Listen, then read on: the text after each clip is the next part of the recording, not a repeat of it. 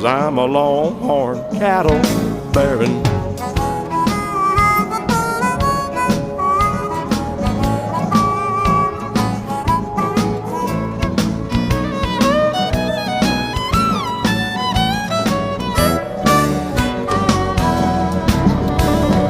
When I got them to the house, they started getting expensive. Didn't take long to realize I needed better fencing, 'cause they was always busting out, terrifying the town. I had to buy a horse to chase the darn things down. My wife didn't think it was funny and she got rattled. She found out I bought a brand new fancy saddle. But she'll get over it when we sell off the calves. We make all that profit and she gets her half. Yeah, I hear her call me a greenhorn.